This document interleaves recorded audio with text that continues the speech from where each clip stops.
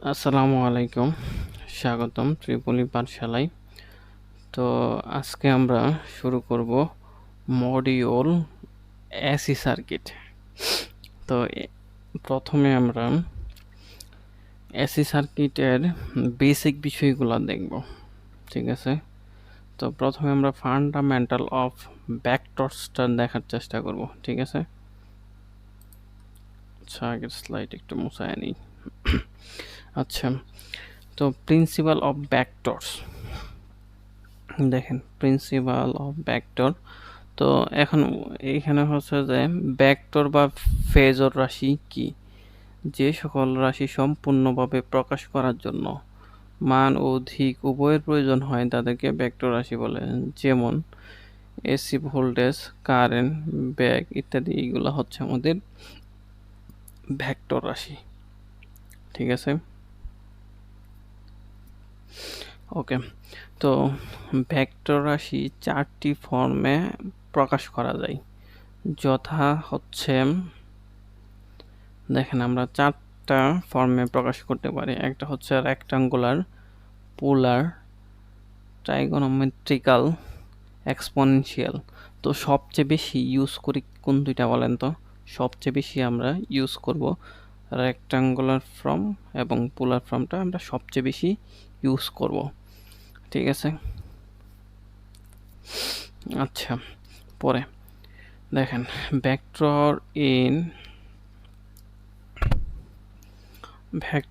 In rectangular form, এটা কি আসলে? এটা বোঝার জন্য আমরা একটু গ্রাফ পেপারের মতো আঁকা নেই। এইখানে আমরা একটা ওয়াই অক্ষ নিলাম, এইটা একটা এক্স অক্ষ নিলাম, ঠিক আছে। এটা হচ্ছে আমাদের ওয়াই অক্ষ আর এটা হচ্ছে আমাদের এক্স অক্ষ। হ্যাঁ, তো এইখানে এখন আমাদের বুঝতে সুবিধা হবে আর কি। দ্বিমাত্রিক তলে অবস্থিত কোনো ভেক্টরকে এর আনুভূমিক এবং উল্লম্ব উপাংশের মাধ্যমে প্রকাশ করা হলে তাকে ভেক্টরের রেক্টাঙ্গুলার ফর্ম বলে। উল্লম্ব উপাংশের সাথে একটি যে অপারেটর মাল্টিপ্লাইং বা গুণ হিসেবে থাকে, ঠিক আছে। এখন দেখেন, এইখানে আপনি একটা বিন্দু নেন, ঠিক আছে। এই বিন্দু মনে করেন আপনি একটা কি বিন্দু নিছেন? পি বিন্দু মনে করেন নিছেন, ঠিক আছে। এই পিটারে আপনি প্রকাশ করতে গেলে আপনি রেফারেন্স অক্ষ মানে ওই অক্ষ থেকে কতটুকু দূরে আছে বলবেন, ওই অক্ষ থেকে কতটুকু দূরে আছে বলবেন, এটুকু মনে করেন এক্স দূরে আছে। আর এক্স অক্ষ থেকে কতটুকু দূরে আছে ওইটুকুরে আপনি কি বলবেন? ওয়াই বলবেন, ঠিক আছে। এটা আপনি এই বিন্দুটা আমরা নর্মালি স্থানাঙ্ক জ্যামিতির মধ্যে কিভাবে প্রকাশ করতে পারি? এক্স ওয়াই প্রকাশ করতে পারি, ঠিক আছে। এখন আমরা যখন এই রেক্টাঙ্গুলার ফর্মে লিখব তখন কি লিখব? এক্স এর মানে আনুভূমিক যে পোর্শনটুকু আছে ওইটারে এক্স, তারপর হবে যে প্লাসও হইতে পারে মাইনাসও হইতে পারে। তো কোন সময় প্লাস হবে কোন সময় মাইনাস হবে ওইটা আমরা একটু পরে দেখব। তারপর যে আমাদের আনুভূমিক উপাংশ কতটুকু? ওয়াই, ঠিক আছে। তো ওয়াই আর আগে একটা কি থাকবে? অপারেটর থাকবে, ঠিক আছে। তো ওয়াই এর আগে একটা অপারেটর থাকবে যার নাম হচ্ছে জে অপারেটর। তো আমরা এখন একটু জে অপারেটরটা দেখব এবং এটা হচ্ছে আমাদের রেক্টাঙ্গুলার ফর্ম। দেখেন এইখানে কিন্তু আমরা দিয়ে দিছি, এই যে প্রথমে যেটুকু থাকবে ওইটা হচ্ছে আমাদের রেক্টাঙ্গুলার আনুভূমিক উপাংশ, পরেরটুকু উলম্ব অংশ,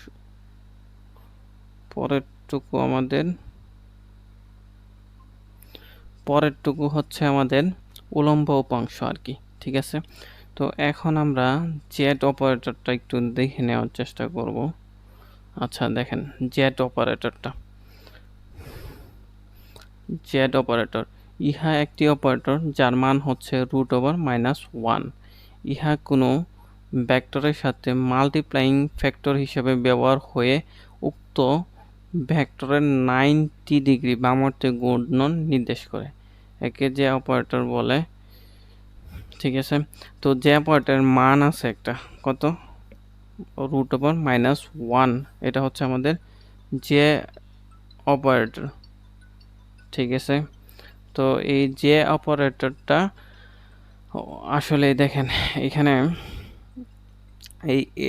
এইটুকু হচ্ছে আমাদের রেক্টাঙ্গুলার ফর্ম। এই রেক্টাঙ্গুলার ফর্মের থেকে এই রেক্টাঙ্গুলার ফর্ম, আচ্ছা আমি একটু হাইলাইট করে দেখাই। এটা হচ্ছে এক্স অক্ষ, ঠিক আছে। এই এক্স অক্ষ থেকে ওয়াই অক্ষ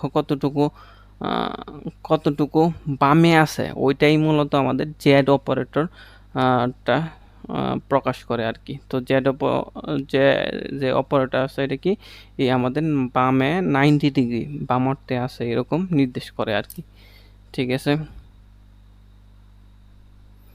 এটা হচ্ছে কথা।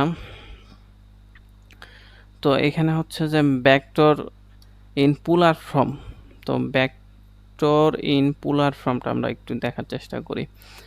দ্বিমাত্রিক তলে অবস্থিত কোনো ভেক্টরকে যখন এর মান ও পজিটিভ বাস্তব অক্ষ এর সাথে সৃষ্ট কোণ দ্বারা প্রকাশ করা হয় তখন তাকে ভেক্টরের পোলার ফর্ম বলে, ঠিক আছে।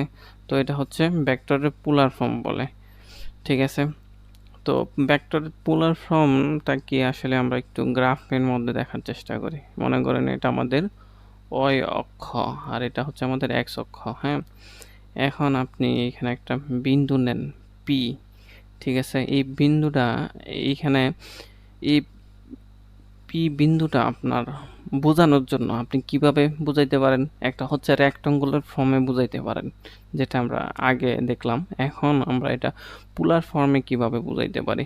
পোলার ফর্মে আপনি বলে দিবেন এইখানে আমাদের যে 0 বিন্দু আছে এইখান থেকে কতটুকু দূরে ওইটা বলে দিবেন, মনে করেন আর দূরে, এবং এক্স অক্ষ থেকে এক্স অক্ষরে যদি আপনি রেফারেন্স ধরেন তো এক্স অক্ষ থেকে থিটা কোণ ডিগ্রি দূরে আছে, তাহলে কি আপনি আর এবং থিটা এর মাধ্যমে কি করতেছেন, প্রকাশ করতেছেন আর কি, ঠিক আছে। এটা হচ্ছে আপনার পোলার ফর্মে, ঠিক আছে। তো পোলার ফর্মে কি থাকবে, একটা আর থাকবে আর একটা থিটা থাকবে, আর এর একটা নির্দিষ্ট ভ্যালু থাকবে এবং থিটারও একটা নির্দিষ্ট কোণ থাকবে, ঠিক আছে। এটা হচ্ছে আমাদের পোলার ফর্ম, ঠিক আছে। তো এইভাবে আমরা আগাইতে পারি।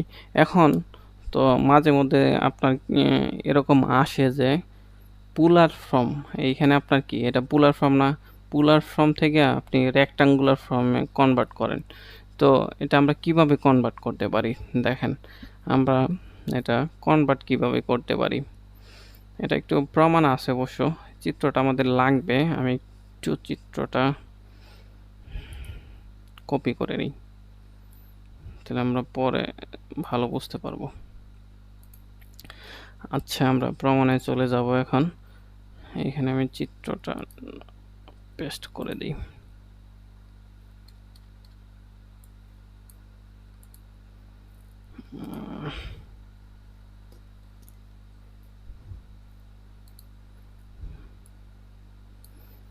আচ্ছা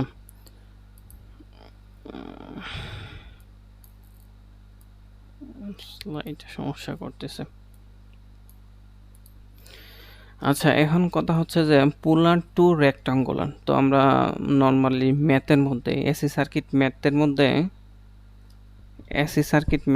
মধ্যে আমরা পোলার ফর্ম এবং রেক্টাঙ্গুলার ফর্মটা আমরা বেশি ইউজ করব, ঠিক আছে। তো পোলার ফর্ম থেকে রেক্টাঙ্গুলার ফর্মে আমরা কোনো সময় কনভার্ট করা লাগতে পারে ম্যানুয়ালি, মানে মনে করেন যে ক্যালকুলেটর নাই তখন আপনার করা লাগতে পারে মাঝে মধ্যে, পিএসসির এমসিকিউর মধ্যে চলে আসে এরকম প্রশ্ন, ঠিক আছে। এই জন্য অবশ্যই আপনার এই সূত্রগুলো একটু মনে রাখা লাগবে। তো পোলার ফর্মটা কি আগে একটু বলেন তো।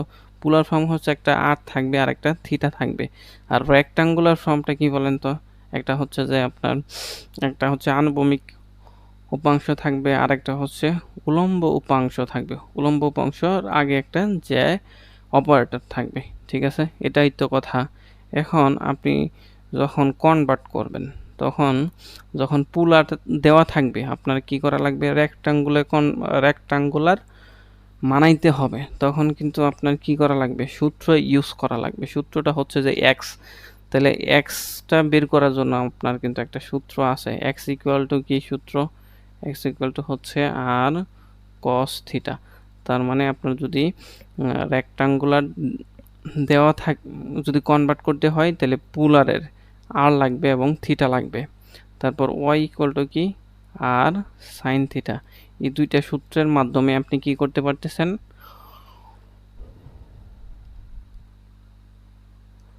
এই দুইটা সূত্রের মাধ্যমে আপনি পোলার থেকে রেক্টাঙ্গুলারে কনভার্ট করতে পারতেছেন। এবং এখন আপনার কথা হচ্ছে যে এই রেক্টাঙ্গুলার থেকে আমি সূত্রটা একটু সুন্দর করে লেখার চেষ্টা করি। এইখানে দেখেন, এখন আপনি মনে করেন যে আপনার পোলার থেকে রেক্টাঙ্গুলারে কনভার্ট করবেন। তাইলে পোলার থেকে রেক্টাঙ্গুলার যদি কনভার্ট করতে চান তাহলে আপনার কি করা লাগবে, একটা আর বের করা লাগবে। তো আর ইকুয়াল টু কি X square plus Y square এবং থিটা, থিটা ইকুয়াল টু হচ্ছে যে tan inverse Y by X. ঠিক আছে, এখন এই সূত্রগুলো আমরা প্রমাণ করতে পারি। ঠিক আছে, তো প্রমাণটা কিভাবে করতে পারি ওইটা আমরা একটু দেখব।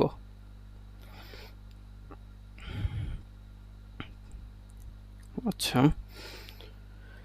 তো তো এইখানে আমরা রেক্টাঙ্গুলার ফর্ম তো পোলার ফর্ম দেখে ফেললাম। মূল কথা হচ্ছে যে আমাদের এই সূত্রগুলা একটু মনে রাখা লাগবে। ঠিক আছে, এইগুলো আমরা ইজিলি প্রমাণ করতে পারি। তো আমি প্রমাণটা অবশ্যই দেখানোর চেষ্টা করব। কে আবার কল দেয়। আচ্ছা, তো এক্সপোনেনশিয়াল ফর্মের মধ্যে দেখেন কি আছে, আর আছে, ই আছে, প্লাস মাইনাস জে থিটা আছে। এখন কথা হচ্ছে যে পোলার ফর্মের আর এবং থিটা আছে, তার মানে আগে যেভাবে আর এবং থিটা বের করা শিখছিলাম আমরা ওইভাবেই আমরা এখানে আর এবং থিটা বের করে ইউজ করলেই হয়ে যাবে। ঠিক আছে, তো এভাবে আমরা আগাইতে পারি। আচ্ছা দেখেন, এখন কথা হচ্ছে কনসেপ্ট অফ এসি সার্কিট। তো এসি সার্কিটের বেসিক বিষয়গুলো একটু দেখি। যে সার্কিট এর ভোল্টেজ বা কারেন্ট সময়ের সাথে পরিবর্তন হয় তাকে এসি সার্কিট বা অল্টারনেটিং কারেন্ট বলে। ঠিক আছে, তো এসি ভোল্টেজ অর কারেন্ট, যে ভোল্টেজ বা কারেন্ট সময়ের সাথে পরিবর্তন হয় তাকে এসি ভোল্টেজ অথবা কারেন্ট বলে। এসি ভোল্টেজ বা কারেন্ট সময়ের সাথে পরিবর্তন হয় বলে এটি দেখতে তরঙ্গ আকৃতি হয়। তরঙ্গ আকৃতি কি, ওয়েভ আর কি, ওয়েভ আকৃতি হয়। ঠিক আছে, এইখানে দেখেন কয়েকটা ওয়েভ দেওয়া আছে। এখানে আমাদের যে প্রথমে যে ওয়েভটা দেওয়া আছে এটা কি ওয়েভ, সাইনুসয়েডাল ওয়েভ। এটা কি স্কোয়ার ওয়েভ। এটা হচ্ছে আমাদের ট্রায়াঙ্গুলার ওয়েভ, সটুথ ওয়েভ। ঠিক আছে, তারপর হচ্ছে যে এসি সার্কিটে আমরা কেন সাইন ওয়েভ বেশি ব্যবহার করি। ঠিক আছে, আমরা কিন্তু নর্মালি এসি সার্কিটে সাইন ওয়েভ ইউজ করে আমরা মূলত ক্যালকুলেশনগুলা সমাধান করার চেষ্টা করি। ঠিক আছে, এটার কয়েকটা কারণ আছে। দেখেন, সাইনোসয়েডাল ইনপুট বিশিষ্ট সার্কিটের আউটপুট ভালো হয় বা রেসপন্স ভালো হয়। সাইনোসয়েডাল ভোল্টেজ বা কারেন্ট ইত্যাদির হিসাব করা সহজ। সাইনোসয়েডাল ওয়েভ এর হারমোনিক্স জনিত ব্যাঘাত কম হয়। সাইনোসয়েডাল ওয়েভ বিশিষ্ট এসি সার্কিটের নয়েজ কম হয়। ঠিক আছে, এজন্য মূলত আমরা এসি সার্কিটে সাইনোসয়েডাল ওয়েভটা বেশি ইউজ করি। আচ্ছা, তারপর এসি সার্কিট ও ডিসি সার্কিটের মধ্যে কিছু পার্থক্য আছে। ঠিক আছে, আমরা একটু দেখার চেষ্টা করব। তো এইখানে এসি সার্কিটে ভোল্টেজ বা কারেন্ট সময়ের সাথে পরিবর্তন হয়, আর ডিসি সার্কিটে ভোল্টেজ বা কারেন্ট সময়ের সাথে পরিবর্তন হয় না। সোর্স হিসাবে এসি জেনারেটর ব্যবহৃত হয়, সোর্স হিসাবে ব্যাটারি বা ডিসি জেনারেটর ব্যবহৃত হয়। রেজিস্ট্যান্স, ইন্ডাকট্যান্স, ক্যাপাসিট্যান্স প্যারামিটার হিসেবে ব্যবহার করা হয়। এটা খুবই গুরুত্বপূর্ণ একটা পয়েন্ট। এখানে কি এসিতে প্যারামিটার হিসেবে রেজিস্ট্যান্স, ইন্ডাকট্যান্স, ক্যাপাসিট্যান্স ব্যবহার করা হয়। আর ডিসিতে শুধুমাত্র দেখেন রেজিস্ট্যান্স ব্যবহার করা হয়, ঠিক আছে। তারপর আরও কিছু রিজন আছে, দেখেন এসি সার্কিটে স্কিন ইফেক্ট প্রভাব আছে, আর ডিসি সার্কিটে কি স্কিন ইফেক্টের প্রভাব নাই। ট্রান্সফরমারের সাহায্যে ভোল্টেজ প্রয়োজন মতো হ্রাস বৃদ্ধি করা যায়, আর সোর্স ভোল্টেজকে সহজে হ্রাস বৃদ্ধি করা যায় না। মানে ডিসিতে এই কাহিনীটা হয় যে আপনি সহজে ভোল্টেজটা কমাইতে পারবেন না, বাড়াইতে পারবেন না, কিন্তু এসিতে ভোল্টেজ কমাইতে পারবেন, বাড়াইতে পারবেন ট্রান্সফরমারের সাহায্যে। তারপর এসিতে ভোল্টেজ ড্রপ বেশি হয়, ফলে রেগুলেশন বেশি বা খারাপ হয়, মানে মূল কথা হচ্ছে যে লস বেশি হয়। ডিসিতে ভোল্টেজ ড্রপ কম হয়, ফলে রেগুলেশন কম বা ভালো হয়, ঠিক আছে। এই থিওরিগুলো অবশ্যই আপনাদের যে পিডিএফ আছে ওইখানে দেওয়া আছে, একটু দেখে নেবেন, তাহলে দেখবেন যে এমসিকিউ এর মধ্যে যে বেসিক থেকে যে প্রশ্নগুলো আসবে ওইগুলো এমনিতেই পেরে যাবেন, ঠিক আছে। তারপর এখানে দেখেন এসি সার্কিটের কিছু সুবিধা আছে। সুবিধাগুলো কি কি? এসি জেনারেটরের কমিউটেশনের জন্য সমস্যা নেই, সুতরাং এতে ভোল্টেজ তৈরি করা সম্ভব। এইখানে একটু বোঝার বিষয়টা আছে। কমিউটেশন হচ্ছে যে আপনার যে জেনারেটর আছে, জেনারেটরের যে আউটপুটে যে ভোল্টেজটা উৎপন্ন হয় ওইটা কি অলওয়েজ এসি হয়। ডিসি জেনারেটরেও এসি হয়, এসি জেনারেটরেও এসি হয়। তো যে এসি জেনারেটর ওইটার মধ্যে আমরা কি করি, স্লিপ রিং এর মাধ্যমে আমরা আউটপুট করে ফেলি। আর ডিসি জেনারেটরে কি করি, ওইটারে আবার আমরা এসি থেকে ডিসিতে কনভার্ট করে আউটপুট করি। যখন আমরা মেশিন পার্ট পড়বো তখন আরও ভালো বুঝতে পারবেন, ঠিক আছে, সমস্যা নেই। এসি ও আচ্ছা, দেখেন কমিউটেশন হচ্ছে যে আপনার জেনারেটরের যে আউটপুট আছে না, ওইখানে অলওয়েজ কি হয়, এসি কারেন্ট উৎপন্ন হয়, ঠিক আছে। ডিসি জেনারেটরও এবং এসি জেনারেটরও উভয়টার মধ্যে কি হয়, এসি কারেন্ট উৎপন্ন হয়। এখন এটারে আপনি যখন বাহিরে আনবেন এসি জেনারেটর ক্ষেত্রে ওইটা কি করেন, স্লিপ রিং এর মাধ্যমে আপনি বাইরে নিয়ে আসতে পড়তেছেন, তার মানে কি আপনি এসি পাইতেছেন। কিন্তু ডিসিতে আমরা কি করি, ডিসি জেনারেটরে ওই এসি যে ভোল্টেজটা আউটপুটে আমরা উৎপন্ন হয় ওইটারে কি করি, কমিউটেটর ইউজ করি। কমিউটেটর ইউজ করে ওইটারে ওই ডিসিতে কনভার্ট করি, এসিটারে ডিসিতে কনভার্ট করে পরে আউটপুট করি। হুম হুম মেশিনের ক্ষেত্রে এসি এবং ডিসি, ঠিক আছে।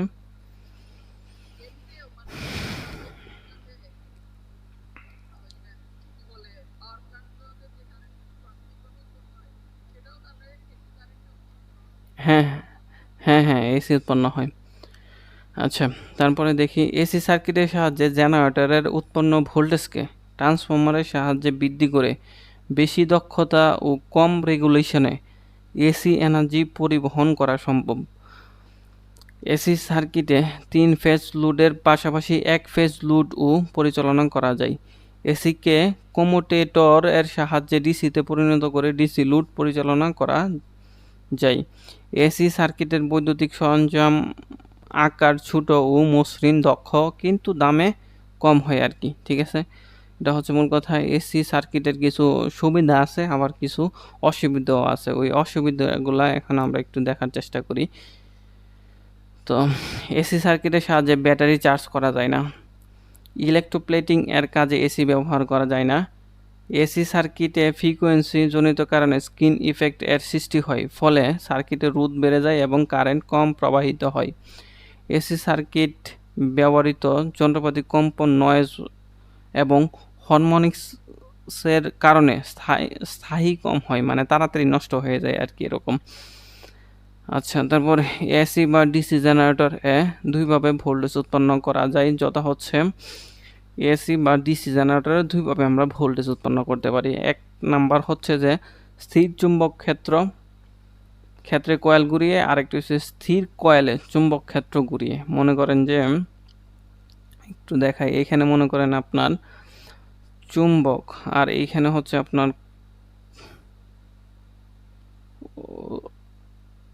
কয়েল, ঠিক আছে, দুই সাইডে হচ্ছে চুম্বক আর মধ্যে হচ্ছে আপনার কয়েল, ঠিক আছে, আর্মেচার কয়েল। এখন আপনি যদি চান এই মধ্যে যে আর্মেচার কয়েল আছে ওইটারে ঘুরাইতে পারবেন, অথবা আপনি এই যে সাইডের যে চুম্বক আছে ওই সাইডের চুম্বক ঘুরে আপনি ভোল্টেজ উৎপন্ন করতে পারবেন, মানে পাওয়ার জেনারেট করতে পারবেন। তো জেনারেটর দুইটা অংশ থাকে, একটা হচ্ছে চুম্বক ক্ষেত্র, আরেকটা হচ্ছে কয়েল বা আর্মেচার, ঠিক আছে। জেনারেটরের দুইটা মূলত অংশ থাকে।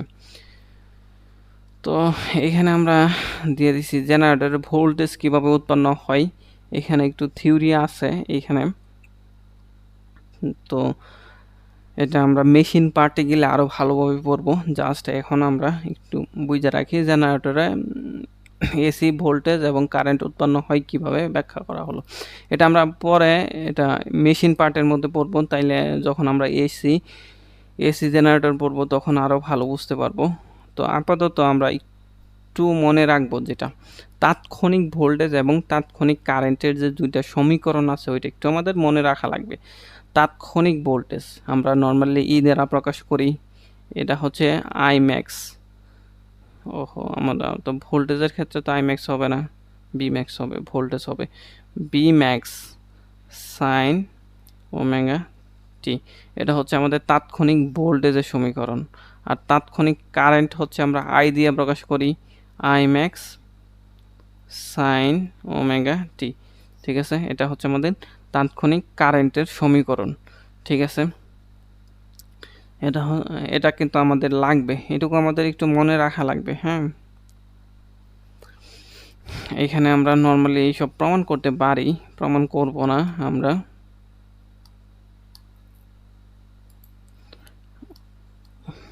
আচ্ছা, তো আরও কিছু ফান্ডামেন্টাল বিষয়গুলো আমরা একটু দেখি। সাইকেল কাকে বলে, এই সাইকেল জিনিসটা একটু ভালোভাবে বুঝেন, অবশ্যই অনেকে পারেন হয়তোবা, যেহেতু পলিটেকনিকে পড়াশোনা করছেন এইসব নিয়ে।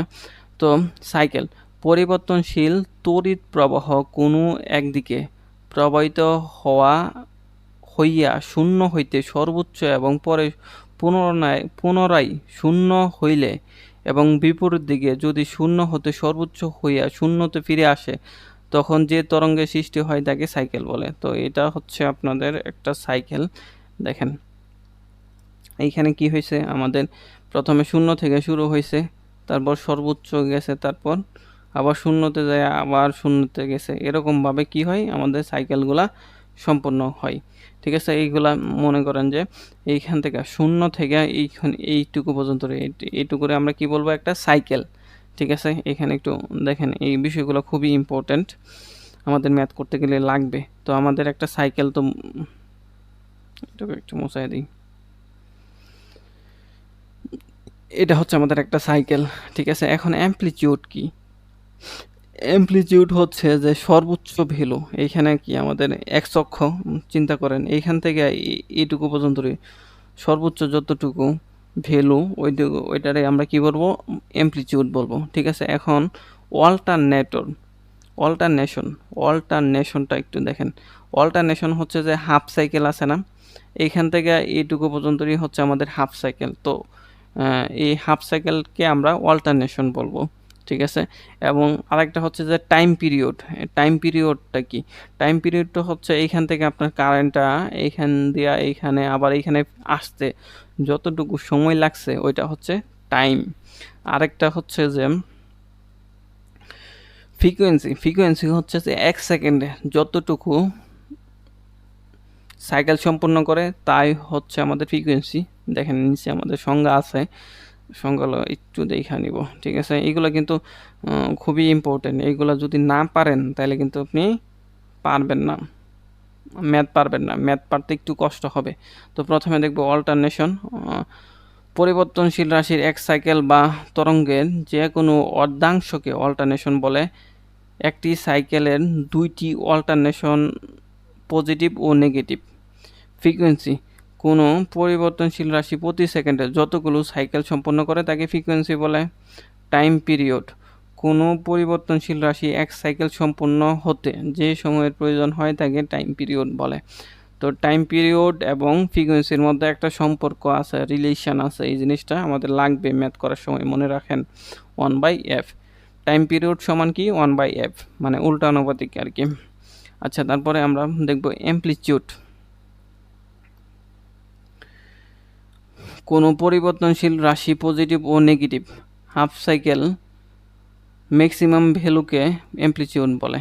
ঠিক আছে, আমরা কিন্তু ওইখানে চিত্রের মধ্যে কিন্তু দেখে আসি এই বিষয়গুলো। ঠিক আছে, এইগুলা সংজ্ঞা মূলত আসে না পরীক্ষায়, কিন্তু মনে রাখা লাগবে আপনি যখন অঙ্ক ম্যাথ ভালোভাবে করার জন্য আর কি।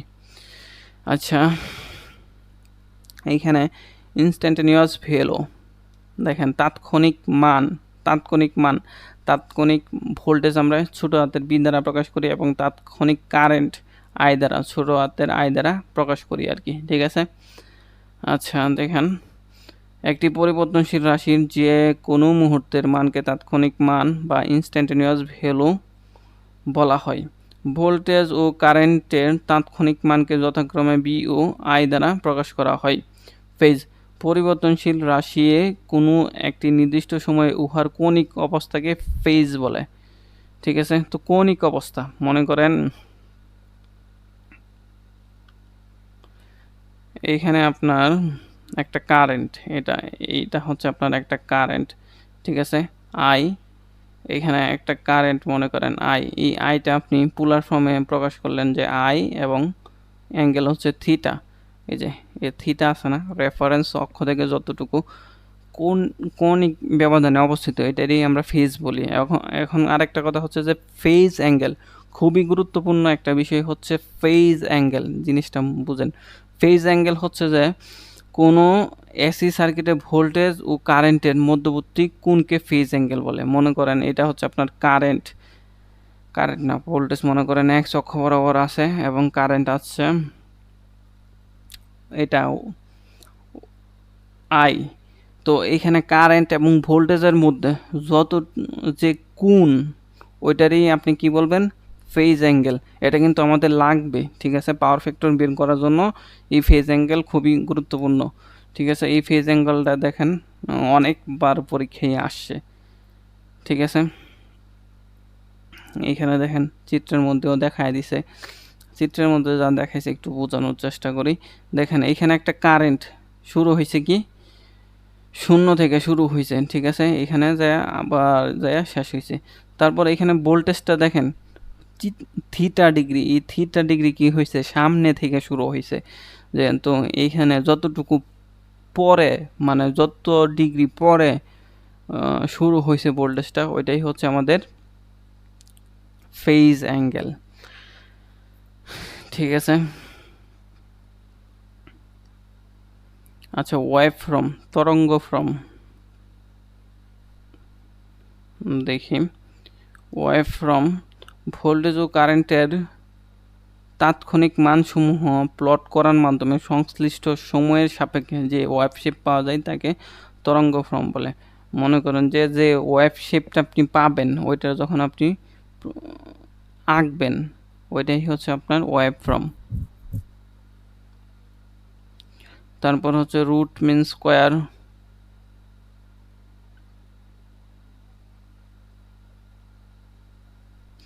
তো তারপর হচ্ছে রুট মিন স্কোয়ার, আরএমএস, খুবই ইম্পর্টেন্ট বিষয়। রুট মিন স্কোয়ার এর সংক্ষিপ্ত হচ্ছে আরএমএস। ঠিক আছে, তো আরএমএস এর আরও নাম আছে ফলিত মান, কার্যকরী মান। পরীক্ষার মধ্যে কিন্তু আপনার চাবে কার্যকরী মান বের করো, ফলিত মান বের করো, তাহলে কিন্তু কি করা লাগবে, আপনার আরএমএস বের করা লাগবে। ঠিক আছে, দেখেন কোনো সার্কিট বা রেজিস্টরের মধ্য দিয়ে নির্দিষ্ট সময়ে কোনো নির্দিষ্ট পরিমাণ ডিসি কারেন্ট প্রবাহিত হলে যে পরিমাণ হিট বা তাপ উৎপন্ন হয়, সেই একই পরিমাণ হিট বা তাপ উৎপন্ন করতে ওই সার্কিটের মধ্যে নির্দিষ্ট মধ্য দিয়া উক্ত সময়ে যে পরিমাণ এসি কারেন্ট প্রবাহের প্রয়োজন হয় তাকে ওই সার্কিটের আরএমএস বলে। তো এই সংজ্ঞাটা মাঝে মধ্যে অনেক পরীক্ষায় আসে, একটু মনে রাখবেন। তো আরএমএস এই জিনিসটা কিন্তু আমরা কি রেকটিফায়ারও পড়ে আসি।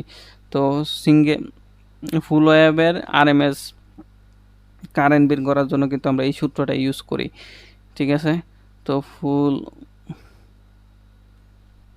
এই যে এই সূত্রটা কিন্তু আমরা পড়ে আসছি, ঠিক আছে। আমরা রেকটিফায়ারে পড়ে আসি I R M S equal to কি আই ম্যাক্স বাই √2।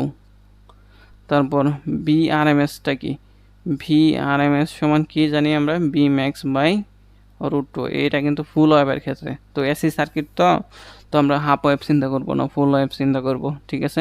এই সূত্রগুলো কিন্তু আমরা পড়ে আসছি রেকটিফায়ারে, ঠিক আছে। এসি এর ক্ষেত্রে কার্যকরী মান ও সর্বোচ্চ মানের মধ্যে একটা সম্পর্ক আছে। তো এসি সার্কিটের মধ্যে কার্যকরী মান কি আরএমএস মান, এবং সর্বোচ্চ মান কি এই যে ম্যাক্সিমাম ভ্যালু। তাহলে এই যে আরএমএস ভ্যালু এবং ম্যাক্সিমাম ভ্যালুর মধ্যে সম্পর্কটা কি I RMS equal to I max by √2, এটাই হচ্ছে আপনার সম্পর্ক, ঠিক আছে। তো এইখানে আরএমএসটা আমরা কিভাবে ক্যালকুলেশন করি, ইন্টিগ্রেশন করি, ওইটা একটু দেখানো হয়েছে। তো ইন্টিগ্রেশন যারা ভুলে গেছেন তাদের জন্য এসি সার্কিট এর কিছু ম্যাথ করা একটু জটিল হয়ে যাবে, যারা ইন্টিগ্রেশন ভালো পারেন তাদের জন্য ভালো হবে।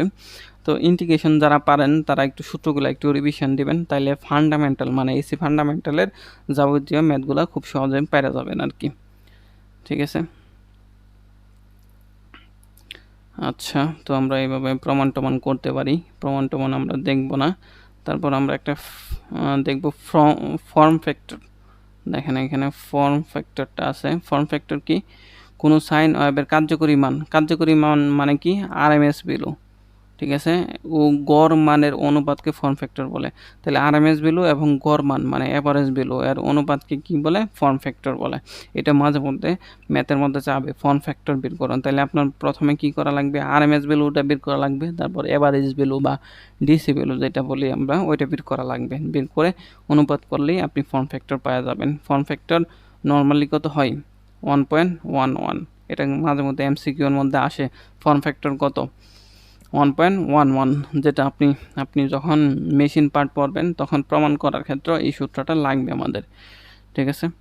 তারপর হচ্ছে যে পিক বা এমপ্লিটিউড ফ্যাক্টরটা কি ম্যাক্সিমাম ভ্যালু এবং আরএমএস ভ্যালুর এর অনুপাত হচ্ছে যে পিক ফ্যাক্টর, ঠিক আছে। এই সূত্রগুলো আপনি চাইলে একটা পৃষ্ঠায় সুন্দর করে লিখে ফেলতে পারেন, সমস্যা নেই।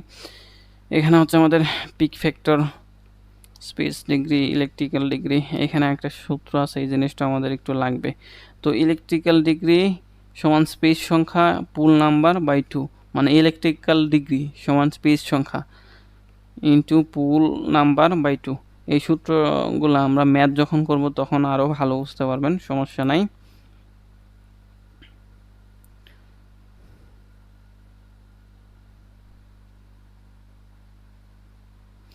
আচ্ছা, concept of AC circuit, pure resistance, inductance and pure capacitance, ঠিক আছে।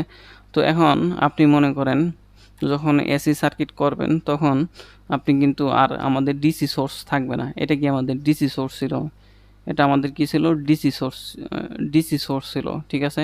এখন এইগুলা আমাদের যখন আমরা এসি সার্কিট করতেছি তখন তো আর এই সোর্সগুলো থাকবে না, তখন কি হয়ে যাবে এসি সোর্স। তো এসি সোর্সটা আমরা নর্মালি একটা এরকমভাবে সার্কিট আঁকি এসি সার্কিটের মধ্যে, এটা কি এসি সোর্স, ঠিক আছে। আচ্ছা দেখেন এখানে আমাদের একটা রেজিস্টর আর এই রেজিস্টরের সাথে আমরা একটা ভোল্টেজ সোর্স সংযুক্ত করলাম, তারপর এখান দিয়ে একটা আই কারেন্ট ফ্লো হইতেছে, ঠিক আছে। তো এইখানে পিওর রেজিস্ট্যান্সের সাথে একটা সোর্স যখন আমরা কানেক্ট করি তখন এই আই কারেন্ট ফ্লো হয়, ঠিক আছে। এই কারেন্ট ফ্লো হয়।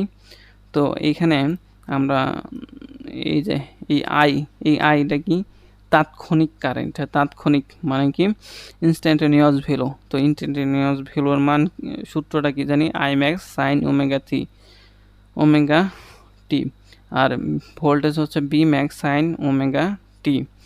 এখন রেজিস্টিভ সার্কিট তো এটা বোঝার ওই রকম কোনো কিছুই নাই। তো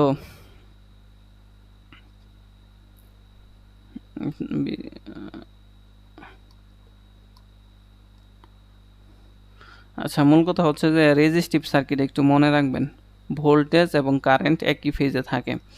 দেখেন ভোল্টেজ এবং কারেন্ট, ভোল্টেজের সাইনের পরে কি ওমেগা টি, এবং কারেন্টের ক্ষেত্রেও ওমেগা টি। ঠিক আছে, একই অ্যাঙ্গেল, তার মানে কি ভোল্টেজ এবং কারেন্ট একই ফেজে আছে। তো এটা যদি আঁকতে চাই তাহলে আমাদের ভোল্টেজটা এখানে আছে, একই ফেজে আছে কারেন্টটা। ঠিক আছে, এটা হচ্ছে আপনার ভেক্টর।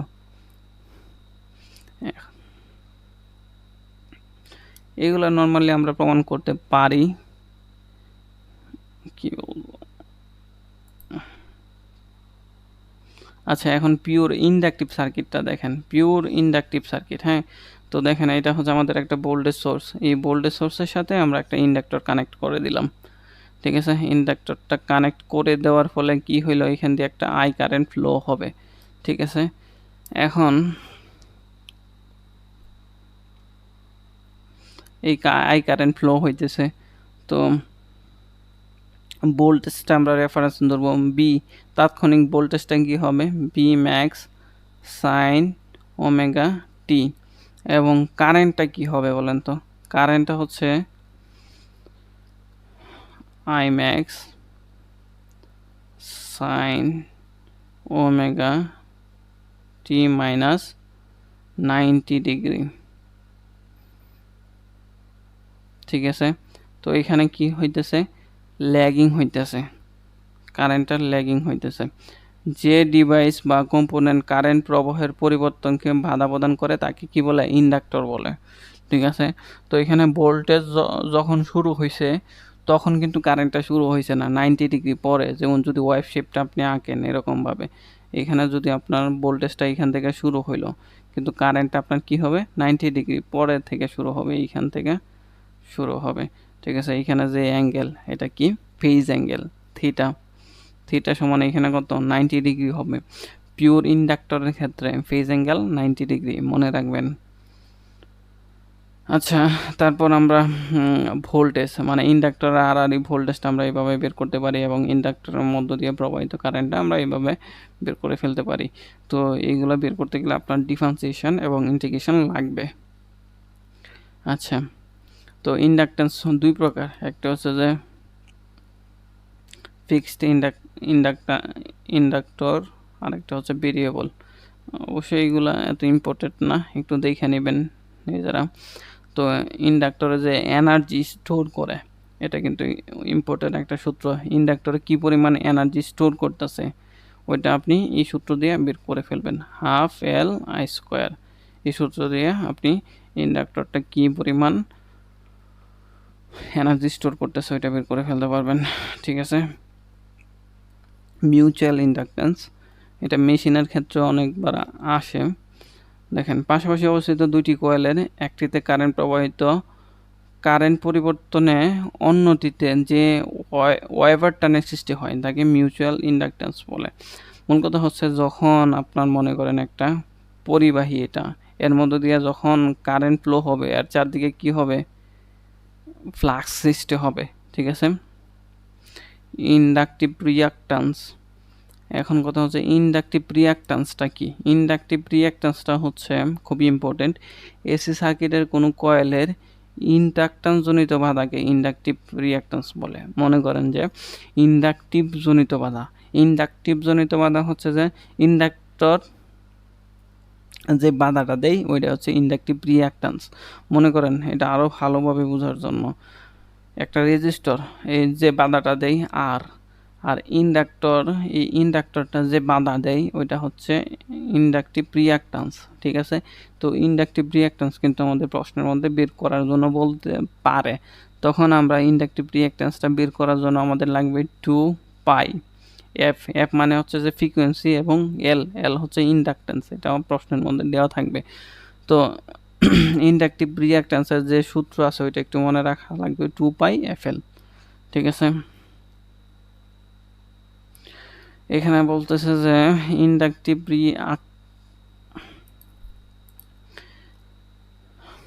একটি ইন্ডাকটিভ সার্কিটে কারেন্ট ভোল্টেজের পিছনে থাকে কেন।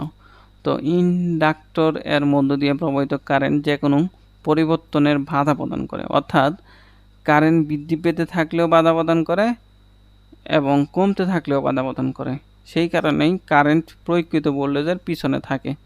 ঠিক আছে, এরকম প্রশ্ন মাঝে মধ্যে আসে পিএসসিতে।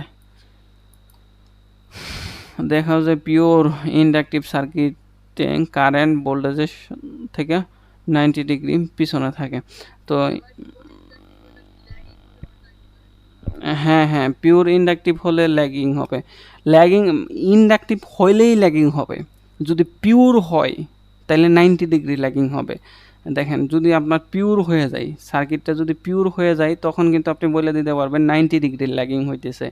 আর যদি পিওর ইন্ডাকটিভ না হয়, মনে করেন যে এইখানে আপনার যে ইন্ডাক্টর আছে শুধু লোড হিসাবে, এখন যদি আপনার ইন্ডাক্টর না থাকে, যদি এখানে সাথে একটা রেজিস্টর থাকে, তাহলে কিন্তু এটা কি হইলো, পিওর ইন্ডাকটিভ সার্কিট হইলো না।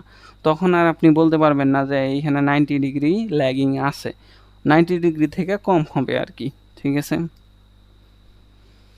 আচ্ছা, এটা প্রমাণ করে দেখানো যায়। তো আমরা প্রমাণ দেখব না, ইন্ডিকেশন টেলিভিশন করে আমরা দেখতে পারি প্রমাণ। তো এইখানে হচ্ছে আমাদের যে ইন্ডাকটিভ সার্কিট, পিওর ইন্ডাকটিভ সার্কিটের ওয়েভ ফর্মটা আমরা দেখতে পারি। এটা হচ্ছে আমাদের ভোল্টেজ, ঠিক আছে। আর আমাদের কারেন্টটা কি হয়েছে দেখেন, 90 ডিগ্রি পরে আইসে আমাদের কারেন্টটা শুরু হয়েছে। ঠিক আছে, 90 ডিগ্রি পরে শুরু হয়েছে। ল্যাগ মানে কি, পিছায়া থাকা। ঠিক আছে, তাহলে এখানে দেখেন, এটা হচ্ছে আমাদের ওয়েভ ফর্ম। আর ভেক্টর ডায়াগ্রাম যদি আমরা আঁকতে চাই, এখানে আমাদের ভোল্টেজ ভোল্টেজ থেকে কত ডিগ্রি পিছনে থাকবে কারেন্টটা, এখানে কত 90 ডিগ্রি। তাহলে এই যে কারেন্টটা কি হইলো, 90 ডিগ্রি পিছনে আছে। ঠিক আছে, এটা হচ্ছে আমাদের ওয়েভ ফর্ম, আর এটা হচ্ছে আমাদের ভেক্টর ডায়াগ্রাম। ঠিক আছে, থিওরি পড়তে হবে। এসি সার্কিট ভালো পারতে হইলে থিওরির পড়তে হবে। থিওরি পড়লে তো হবে না, মাথায় রাখতে হবে, তাইলে যা ভালো পারবেন। পিওর ক্যাপাসিটরের ক্ষেত্রেও সেম কাহিনী। আচ্ছা, এখানে আমরা কারেন্টটা বের করতে পারি, ভোল্টেজটাও বের করতে পারি। ঠিক আছে, তো আমাদের ইন্ডাক্টরটা কি করছিল, কারেন্টকে বাধা দিছিল, কিন্তু ক্যাপাসিটরটা কি করবে, ভোল্টেজটারে বাধা দিবে। দেখেন সংজ্ঞার মধ্যে আছে, দুটি পরিবাহী প্লেটকে ডাই ইলেকট্রিক বা অপরিবাহী দ্বারা পৃথক করে যে ডিভাইস তৈরি হয় তাকে ক্যাপাসিটর বলে। ইহা ইলেকট্রোস্ট্যাটিক ফিল্ডের মাধ্যমে এনার্জি সঞ্চয় করে। ক্যাপাসিটর সাধারণত ভোল্টেজের পরিবর্তনকে বাধা প্রদান করে। তাহলে এখানে একটু মনে রাখবেন, ক্যাপাসিটর কি করে, ভোল্টেজের পরিবর্তনকে বাধা প্রদান করে। আর ইন্ডাক্টর কি করতো, কারেন্টের পরিবর্তনকে বাধা দিত আর কি। তাহলে এখন ক্যাপাসিটরের ক্ষেত্রে কিন্তু ভোল্টেজের যেহেতু বাধা দিতেছে, তাহলে ভোল্টেজটা পরে থাকবে, কারেন্টটা কি থাকবে, আগায় থাকবে। তাহলে কারেন্টটা কি থাকবে, আগায় থাকবে, লিড থাকবে। লিড মানে কি, আগায় থাকা। ঠিক আছে, আচ্ছা, ক্যাপাসিটর এর চার্জ সঞ্চয় করে যে সূত্র, এই সূত্রটা আমরা ইউজ করে ক্যাপাসিটর কি পরিমাণ চার্জ সঞ্চয় করে ওইটা আমরা বের করতে পারি। এই সূত্রগুলো আমাদের লাগবে। তারপর ক্যাপাসিটিভ রিঅ্যাক্ট্যান্স আমরা কিন্তু ইন্ডাকটিভ রিঅ্যাক্ট্যান্সও আগে পড়ছে, এখন কিন্তু ক্যাপাসিটিভ রিঅ্যাক্ট্যান্স কি, এক্সি ইকুয়াল টু 1/2 পাই এফসি। ঠিক আছে, তো ক্যাপাসিটিভ রিঅ্যাক্ট্যান্স এই সূত্রগুলো কিন্তু আমাদের লাগবে। এখন দেখেন, ক্যাপাসিটরের ক্ষেত্রে এখানে কিন্তু -90 ডিগ্রি, কারেন্টের ক্ষেত্রে কি ছিল, -9, ইন্ডাক্টরের ক্ষেত্রে এখানে কি ছিল, মাইনাস ছিল। আর এখানে যেহেতু ক্যাপাসিটর, এই জন্য কি হবে, পজিটিভ হবে। ঠিক আছে,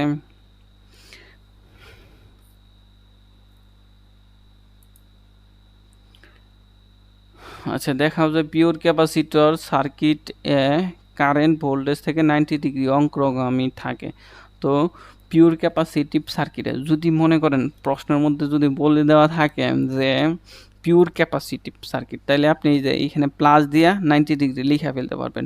আর যদি বলে না দেওয়া থাকে যে পিওর না, যদি ক্যাপাসিটিভ যদি দেওয়া থাকে, তাহলে এই কারেন্টের এইখানে কি প্লাস দিবেন।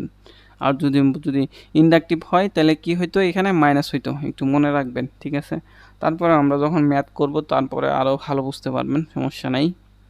এখানে আমরা ওয়েভ ফর্মটা আঁকতে পারি। ওয়েভ ফর্মটা কীভাবে আঁকতে পারি ওইটা একটু দেখেন।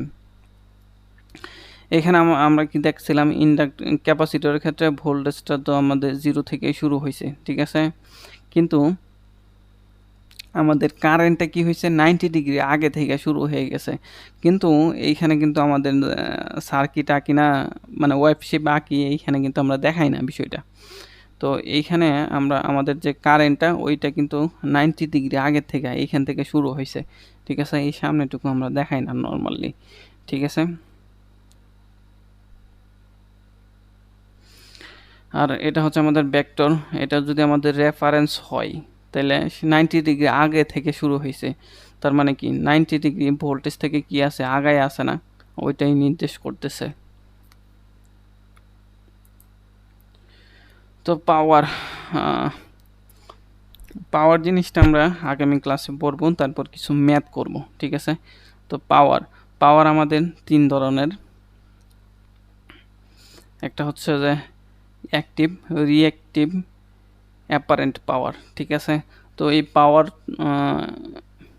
যে বিষয়টা আছে, পাওয়ার, তারপর ইম্পিডেন্স, এই তিনটা জিনিস আমরা দেখা তারপর আগামী ক্লাসে ম্যাথ করে ফেলার চেষ্টা করব কয়েকটা, ঠিক আছে। তো আমি যতটুকু থিওরি দেখাইছি ওইগুলো কিন্তু একটু মাথার মধ্যে রাখা লাগবে, তাইলেই ম্যাথগুলো একটু ভালোভাবে পারবেন। এবং পিডিএফে কিন্তু হুবহু একইভাবে দেওয়া আছে, সুতরাং পিডিএফটা ভালো করে একটু দেখবেন, তাইলে ম্যাথ বুঝতে অসুবিধা হবে না আশা করি। আর যদি এতক্ষণ যা পড়াইছি তার মধ্যে কোনো প্রশ্ন থাকলে করতে পারেন, নয়তো ক্লাস এখানেই শেষ করব আজকে।